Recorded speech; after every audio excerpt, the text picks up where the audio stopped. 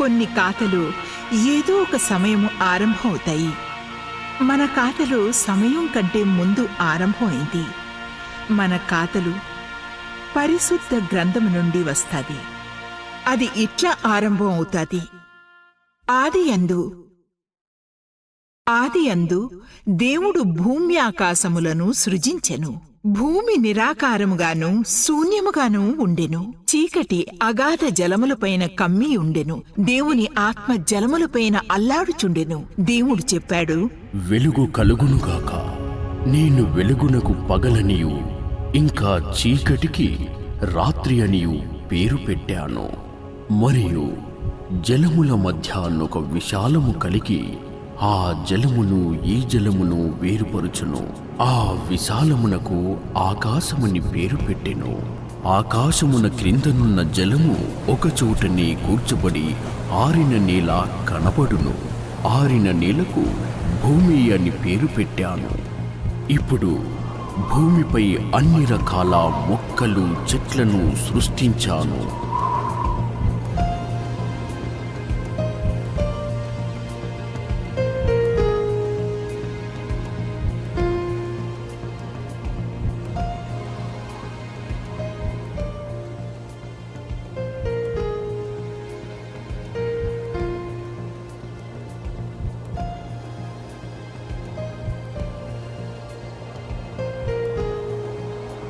దేవుడు ఇవని చూసి సంతోషించాడు.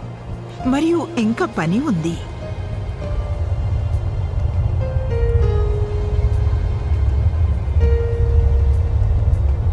సూర్య చంద్రాది నక్షత్రాలను నేను సృజిస్తాను.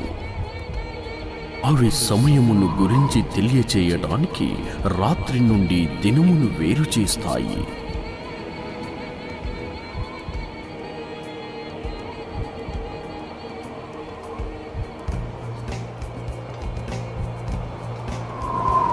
జలములు సమృద్ధిగా జీవజంతువులను పుట్టిస్తాయి.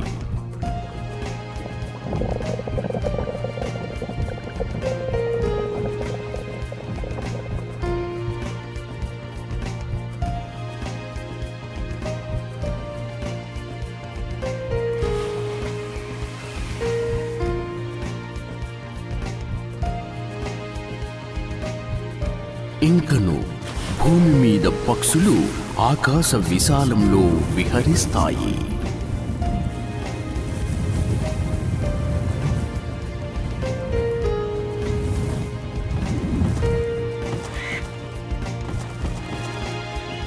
ఆరవ దినము భూమి మీద నుండి సమస్త జంతువులను సృజించెను. భూమి అన్ని రకాల జీవజంతువులను సృష్టిస్తుంది. అవి అడవి మృగాల నుండి మొదలుకొని పెంపుడు జంతువుల వరకు ఎన్నో చిన్న పెద్ద జీవజాతులను ఇది సృష్టిస్తుంది. ఇవి తిరిగి పునరుత్పత్తి చేసేలా.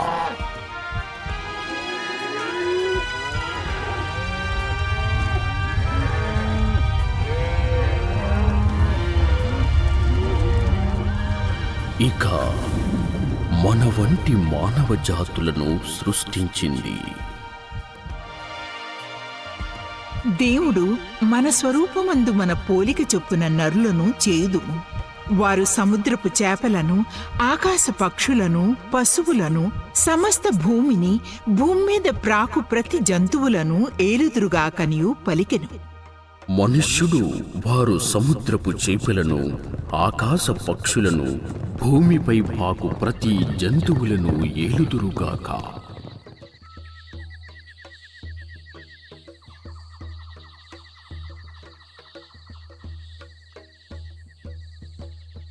దేవుడు సమస్త సమూహమును సంపూర్తి చేయబడెను. ఇవని చూసి సంతోషించాడు. ఏడవ దినమున విశ్రమించెను.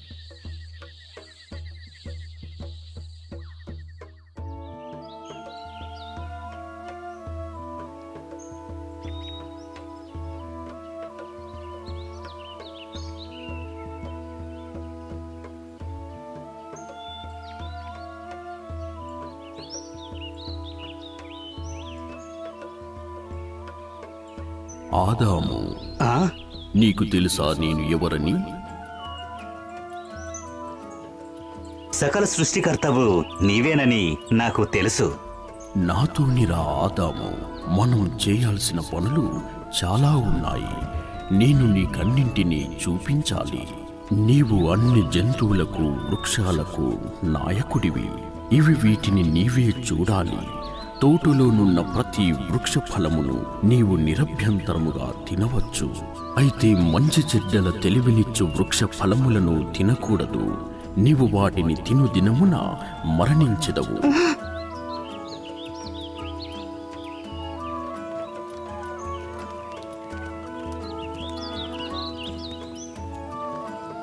ఆదాము, దీనిని నీవు ఏమని పిలిచెదవు?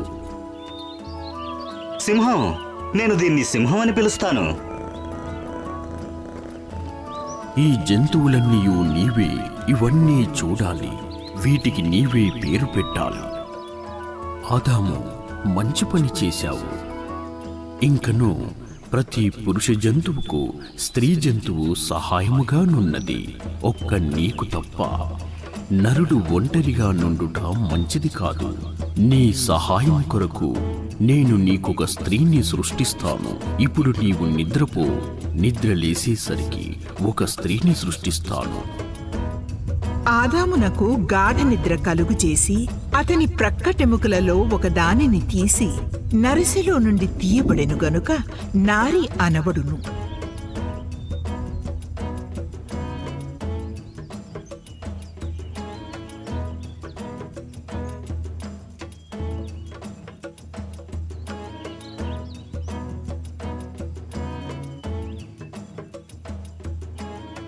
నాకు కావలసిన ఆడతోడు నా వెన్నెముకలో నుండి తీయబడింది.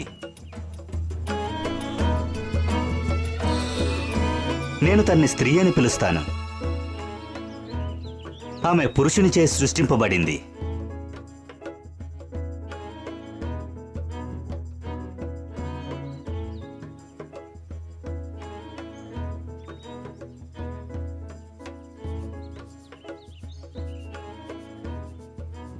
ఈ తోటలో ఉన్న ప్రతి ఫలమును నీవు తినవచ్చు, ఈ వృక్ష ఫలమును తప్ప. ఈ ఫలములను తింటే మీరు చనిపోతారని దేవుడు చెప్పాడు.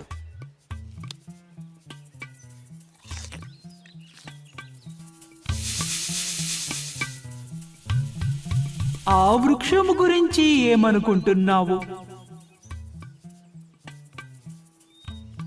ఫలము చూడటానికి చాలా రుచిగా ఉంది. దేవుడు చెప్పారు ఈ చెట్టు యొక్క ఫలముల్ని తినొద్దని, వాటిని తాకద్దని కూడా. ఆయన చెప్పారు ఈ చెట్టు తప్ప ఈ తోటలోని అన్ని చెట్ల ఫలముల్ని తినవచ్చని. ఈ వృక్ష ఫలము తింటే చనిపోతామని చెప్పారు.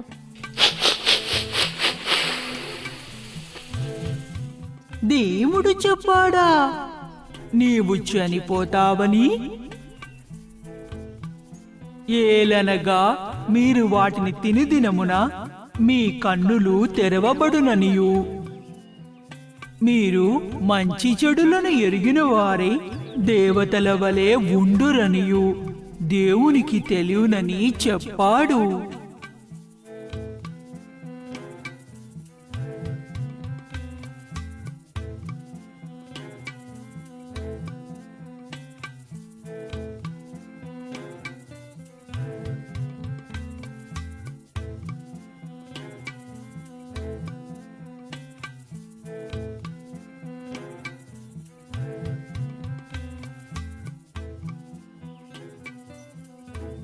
దేవుడు చెప్పారు వద్దని.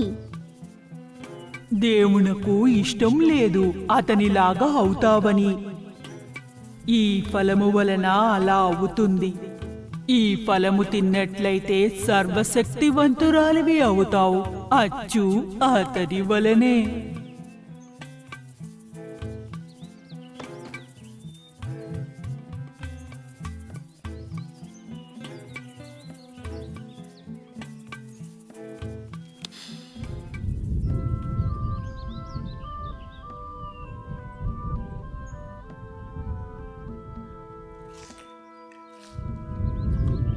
స్త్రీ, నువ్వెక్కడున్నావు?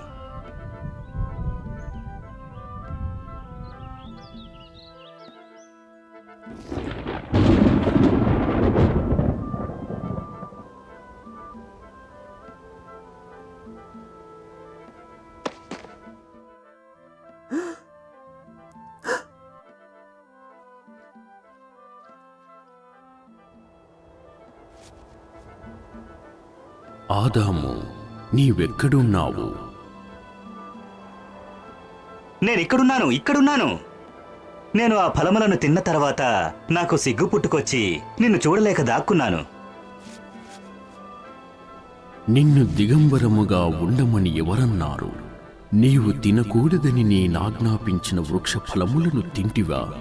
తను ఆ వృక్ష ఫలములను నాకిచ్చినందువల్లే నేను వాటిని తిన్నాను. ఓ స్త్రీ, నీవెందుకలా చేశావు? ఆ సర్పం నన్ను మోసపుచ్చినందున తింటిని. ఓ సర్పమా, నిన్ను శిక్షించి శపిస్తున్నాను. ఎందుకంటే నీవు వారిని మోసపుచ్చినందున. నీవు దీన్ని చేసినందున పశువులన్నింటిలోనూ భూజంతువులన్నింటిలోనూ నీవు శపించబడిన దానివై నీ కడుపుతో ప్రాకుచు నీవు బ్రతుకు దినములన్నీయూ మన్ను తిందువు. ఓ స్త్రీ, నీవు చేసిన దానికి పిల్లలను కను దినమున గర్భవేదనతో బాధపడతావు. నీ భర్తని నిన్ను శాసించును. ఆదాము, నీవు నీ భార్య మాట విని నేను తినవద్దని ఆజ్ఞాపించిన ఫల వృక్షములు తింటివి కనుక నీ నిమిత్తము నేల శపింపబడి ఉన్నది. ప్రయాసముతోని నీవు బ్రతుకు దినములన్నీయు దాని పంట తిందువు. అది ముండ్ల తుప్పలను గచ్చపొదలను నీకు మొలిపించుచు పొలములోని పంట తిందువు. నీవు నేలకు తిరిగి చేరు వరకు నీ ముఖము చెమట కార్చి ఆహారము తిందువు. ఏలయనగా నేల నుండి నీవు తీయబడితివి. నీవు మన్నే గనుక తిరిగి మన్నే పోదువు. ఇలా చూడు, నేను నీకు హవ్వ అని పేరు పెట్టెదను.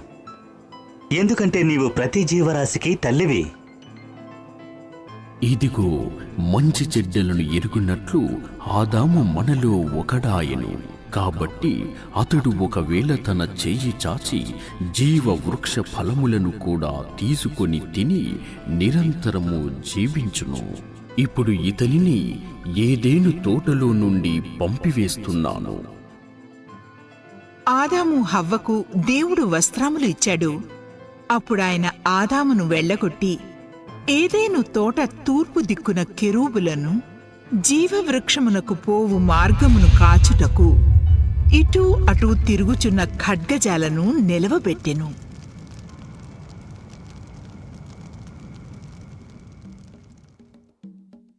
ఆదాము హవ్వ దేవుని సహాయము లేకుండా జీవించబడది. వాళ్ళు విత్తనములు వేసినప్పుడు గింజ ఫలముల కోసం ఎదురుచూచురు. ఉష్ణము వర్షము నుండి కాపాడుకొనటానికి ఒక ఇల్లు కట్టుకున్నారు. హవ్వకు ఒక కుమారుణ్ణి కన్నది. ఆ కుమారునికి కయీన్ అని పిలిచింది. కయీను శక్తివంతుడు. అతడు ఇంకా ఆదాముకు పొలము పంటలో సహాయము చేశాడు. తరువాత హవ్వకు రెండో కుమారుని కనెను. ఆ కుమారుని హెబేలు అని పేరు పెట్టెను. ఆ కుమారుడు శక్తివంతుడు. అతడు పొలములో పని చేయలేదు, కాని గొర్రెల కాపరి. ఆయన ఆదాము హవ్వ మందలో చూసేవాడు. అంతములో అన్నీ మంచిగా జరుగుతున్నాయి. రెండు కుమారులు కడుక్కుని వంట చేసేవారు. హాయ్ కేన్, నువ్వు ఆ ఆహారంతో ఏం చేస్తున్నావు? కొంచెం అన్నం మనకు, కొంచెం అన్నం దేవునికి. ఇది చాలా మంచి ఆలోచన. దీన్ని దేవుడు తప్పకుండా ఇష్టపడతాడు.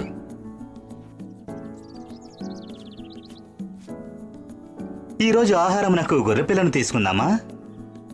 లేదు తండ్రి, కానుకగా గొర్రెపిల్లను దేవుడికిస్తున్నాను. దేవునికి ఇష్టం ఇది. ఇది చాలా మంచి గొర్రెపిల్ల.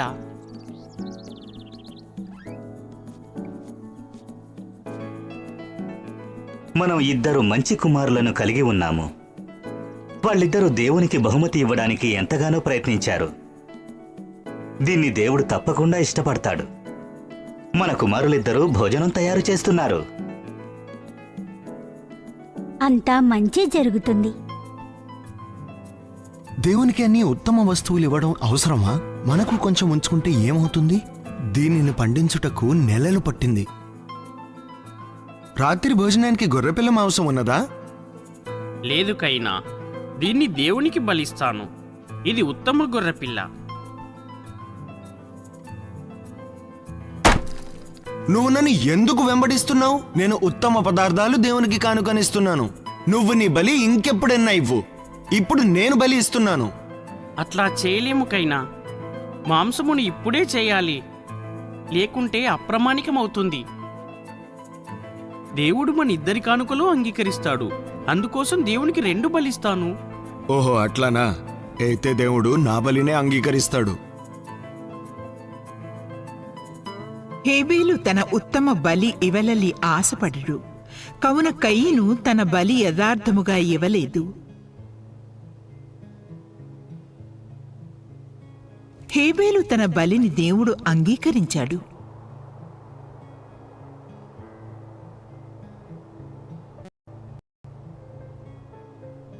కైనా, నీకు కోపమేలా వచ్చింది? నీ ముఖము చిన్నబుచ్చుకొని ఉన్నావేమి? నీవు సత్క్రియ చేసిన ఎడల తల నెత్తుకుందువు, సత్క్రియ చేయని ఎడల పాపము పొంచియుండును. నీ ఎడల దానికి వాంఛ కలుగును, నీవు దానిని ఏలుదువు.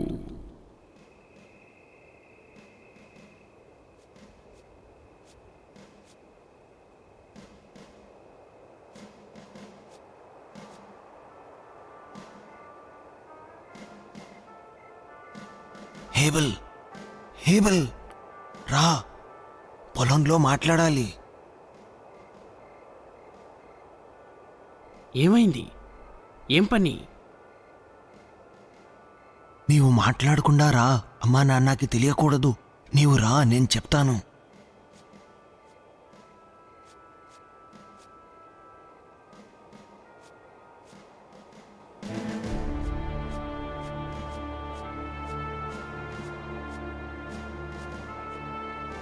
కైనా,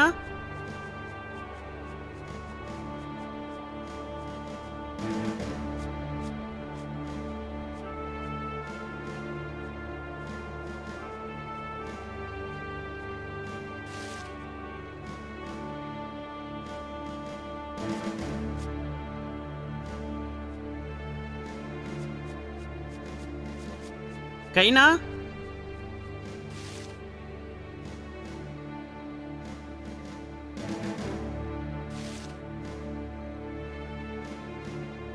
కైనా, కైనా, నువ్వెక్కడున్నావు?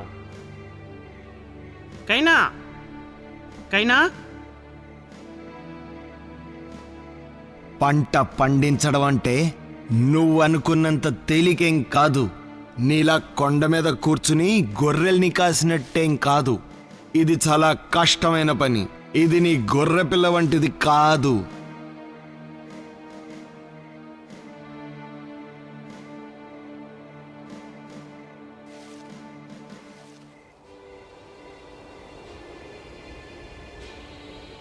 కైనా, నువ్వెక్కడున్నావు?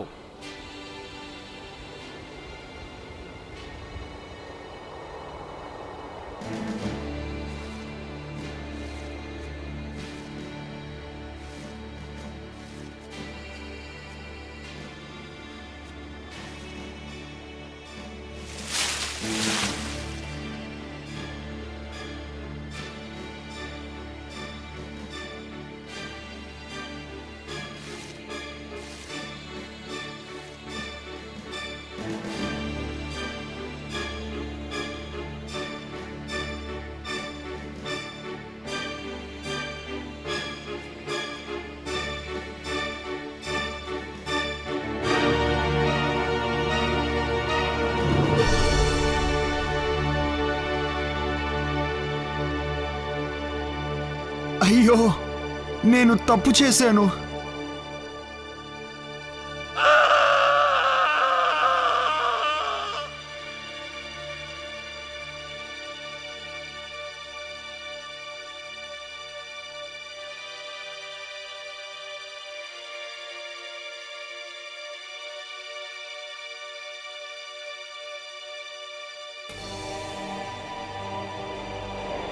కైనా, నీ సహోదరుడు హేబేలు ఎక్కడా?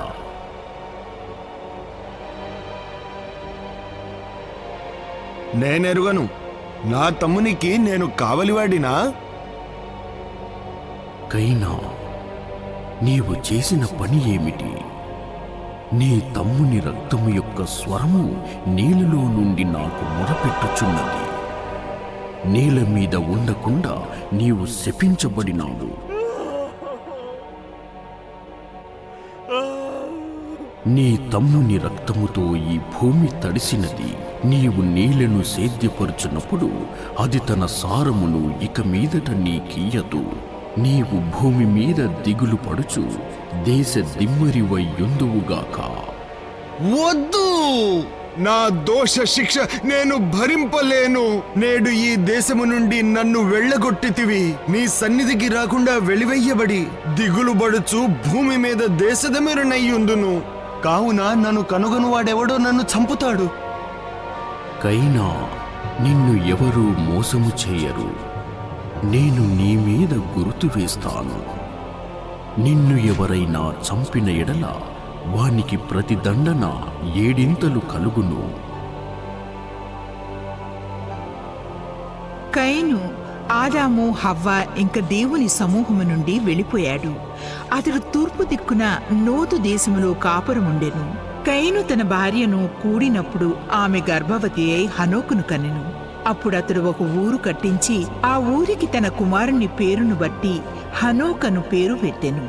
తరువాత ఆదాము, హవ్వ ఇంకా ఒక కుమారుని కని, కయను చంపిన హేబేలునకు ప్రతిగా దేవుడు నాకు మరి ఒక సంతానమును నియమించుననుకుని అతనికి షేతు అని పేరు పెట్టెను. అప్పుడు దేవుడు నమమును ప్రార్థన చేయుట ఆరంభమైనది. ఆదాము, హవ్వ చాలా రోజులు జీవించారు. గ్రంథము అనుసరం అనేక కుమారులు కుమార్తెలను కనరు. వాళ్లకు సంతానం కలిగారు. ఇట్లు భూమి మీద జనులు సంఖ్య పెరిగింది. ఇది ఖాతా, మా ఖాతా. ఆదియందు పరిశుద్ధ గ్రంథము నుండి వేరే మా ఖాతాలో ఎట్ల భూమి చెడ్డ కార్యము నుండి వచ్చిందని మనం చూస్తాము. దేవుడు భూమి జీవన మరల తయారు చేయాలని ఒక్క మనుష్యుని వాళ్ళ కుటుంబాన్ని నమ్మినడు.